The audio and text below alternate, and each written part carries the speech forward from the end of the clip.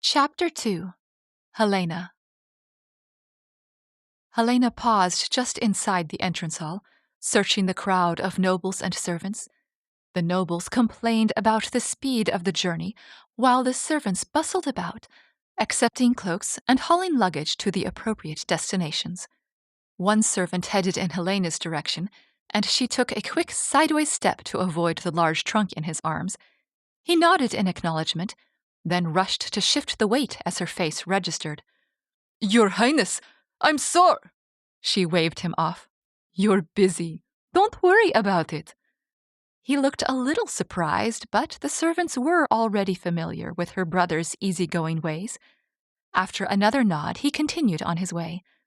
Helena returned her attention to the entry hall, finally locating her brother near the center. Axel had an arm around Katie as he chatted with Papa. 5-month-old Amadeus squirmed in his mother's arms, trying to see everything at once. "Sleeps better in the carriage than he does in the inns.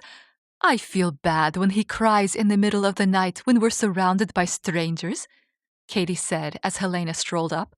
"So, we traveled longer each day and cut one night on the road." "It made us unpopular with our own traveling companions," Axel laughed, pausing to make a funny face at his son. "But I cannot object to being home sooner." Amadeus giggled at his father, then tried to launch himself backward out of Katie's arms. She leaned forward with him. "No, little one, not yet. There are too many people here." Helena held out her hands. "May I hold him?" "Helena!" Spinning, Axel wrapped her in a bone-crushing hug. "How have you fared without us?" "Better when I could breathe," she gasped out. Chuckling, he relaxed his hold. "Do you have to do that every time?" "Only until I accustom myself to the fact that you are truly alive and with us once more." His eyebrows pinched in a mournful expression, but his brown eyes danced at her. "'Tis a dreadful thing, believing one's sister to be forever lost." The light in his eyes dimmed for a moment, but it flared back to life when Katie leaned against him. She held out the little boy. "Would you like to play with Aunt Helena?" Throwing his arms wide, Amadeus launched himself forward. A soft smile spread across Helena's face as she caught him under the arms and hefted his small body in the air. Settling him at her waist, she said, "I think you've doubled in size since I saw you last." He giggled, clapping his little brown hands. So precious. She'd occasionally convinced the serving women at Reinickburg to let her hold their babies, and she'd loved every minute. Each bouncing baby was a promise of a life to be lived, full of love and joy and happiness. A full life that no one had expected her to have. She scowled, causing her nephew to quail for a moment before laughing again. If the council had their way, she would still be denied that life. Not that she expected to find true love. Ha! But she wouldn't even find desirable in the Ralnoran court. Papa's gruff voice broke through her thoughts. "Hello, daughter. Where is your mother? I thought she was fetching you." "She did, but I was too excited to wait for her." Her grin faltered under Papa's disapproving glower. "You didn't run again, did you?" "So what if I did?" she challenged, lifting her chin. "If you wanted a tame princess, you should have asked Michael to let you borrow his wife or sister." Axel cleared his throat, and Katie's smile became a little tight. But Helena already knew she was a disappointment. Anger made a good cover for the pain. Besides, Katie was easy to rile, and Katie's irritation would take the focus off Helena. "Ella may be sweet and gentle, but that doesn't make her less than you," Katie snapped, her eyes flashing even though she was clearly fighting to keep her face pleasant. "And clearly She cut herself off, pressing her lips together before continuing. "Jealousy doesn't suit you any better than it does other people." Helena's arms tightened around the little boy on her hip. "Jealous? Why would I be jealous of a mouse?" "Helena?" Papa's voice held a note of warning, but Helena was past caring. "If you don't approve of me, Papa, Then send me back to Reinigberg. Not only can I be myself there, it would let you pretend I never woke up. You would all be happier if I hadn't." "You know that isn't true," her brother said quietly. "Do I?" she challenged. Handing Amadeus back to Katie, she sniffed. "Excuse me, I have someone else to greet." Axel followed her as she stormed away. "No one wishes you weren't here," he argued gently. The tone he used was one normally reserved for frightened horses or puffed-up cats. "I know you're struggling to feel like you belong, but never doubt that we're glad to have you back." She rolled her eyes. "What would you know about not belonging? You've lived here your whole life." "Me?" he replied, raising his eyebrows as he pressed a hand to his chest with a dramatic flair. "Ralnor's first singing prince? 'Tis true, I have been ever beloved by all people." The wry note in his voice made her look away. She'd seen and heard enough to know that wasn't true. She returned to scanning the room for Liesel. "But at least you have Katie. If I still had Michael, then—" "He's married, Helena," her brother softly reminded her. "There's no benefit to going down that path." But she couldn't help wishing there was. How was she supposed to simply forget a decade and a half of dreams and longing? Spotting Liesel next to a wall, she headed in that direction. Liesel's face was lit up with her standard inner joy, her hands emphasizing her speech as she relayed some story to Tobias. As Helena drew nearer, she started to pick up the words. "Katie was happy because she says that's how he used to act when they first met. And you should have seen Princess Arabella's face, Tobias. She was absolutely glowing," Liesel gushed. "I don't think I've ever seen such a large smile on Prince Michael's face as when he told us." Pausing, she added in a cringing tone, "But please don't tell anyone. I shouldn't have told you that." "That the serious prince can smile?" Tobias drawled, a slight upward curve to his own mouth as he twirled his rose between two fingers. "Or that he's going to be a father?" Helena froze in the act of reaching out to hug her friend. Axel and Katie had claimed that Michael's marriage was improving. She should have realized it would lead to this, but somehow she hadn't. Michael and his wife were having a baby, and he was happy. He was happy without Helena, just like everyone else. Her brother's hand settled on her shoulder, but she shook it off and turned away, striding quickly toward the nearest exit. He'd married his childhood sweetheart, despite all the reasons that should have prevented it.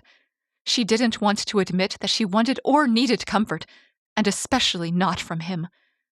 She was fine on her own. Slipping through the servants unloading the carriages, Helena stormed her way around the outside of the castle.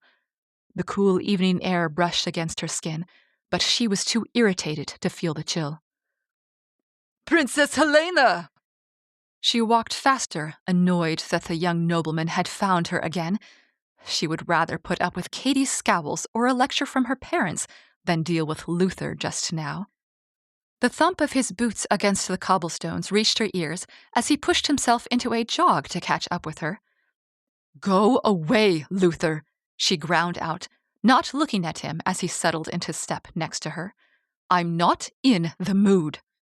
Ignoring her comment, he said, "I'm glad we get our walk together after all. It would have driven me to distraction if I had to wait another day to speak with you." Covering his pushiness with a mask of tender excitement made it no less annoying.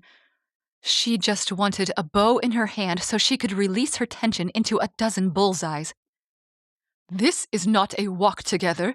This is you intruding on my time and space."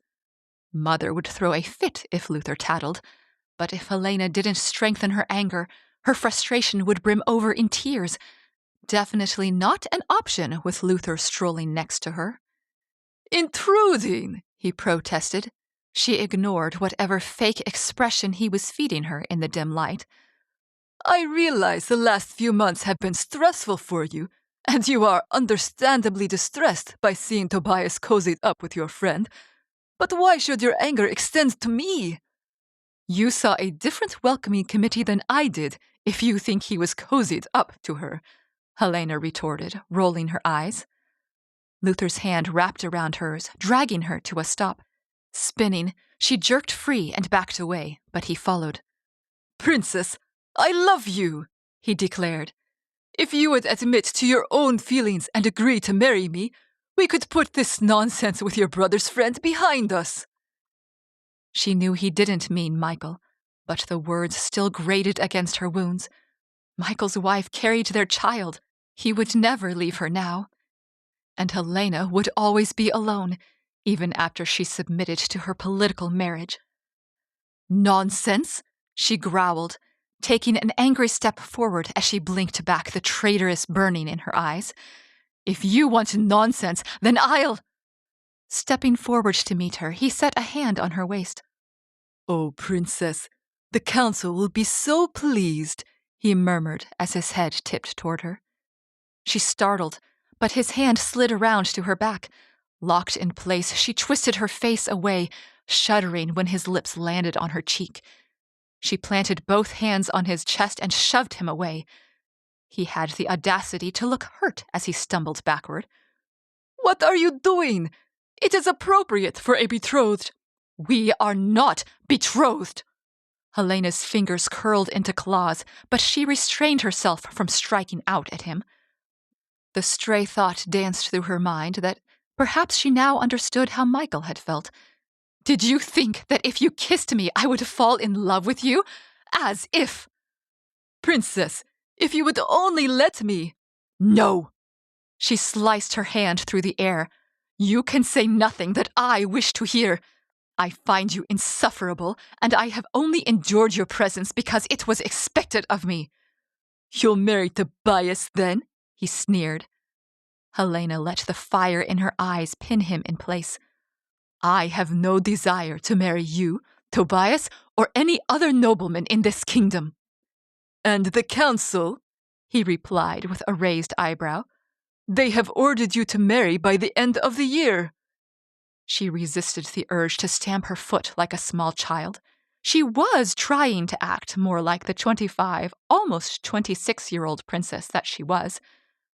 That is not your concern, Luther. He opened his mouth, but another voice interrupted him. Is everything all right, Your Highness? The desire to tattle on Luther swelled her chest, but she held it back. Papa, Axel, even Katie's and Liesel's ex-guard cousin, any of them who would gladly deal out an appropriate punishment for his behavior. But that would mean admitting what he had done, and she wasn't sure she could stand the humiliation. Locking eyes with the young nobleman, she replied, Luther was on his way out. Could you ensure he doesn't get lost on the way? Luther's expression was not friendly, but he didn't resist as the guard motioned toward the front gate. Helena watched him go, assuring herself that he would not be returning. Most of the noblemen were as full of themselves as Luther. The only one she could stand was Tobias, but he was in love with Liesel. She refused to put her brother's friend and her friend in the same position that she and Michael had been in, before he stubbornly chose to do the right thing. And it was. She knew it was, even if she didn't like it. Such a future was unacceptable, but changing it would not be simple. The council had seen to that. Turning, she strode forcefully toward the castle. She had preparations to make.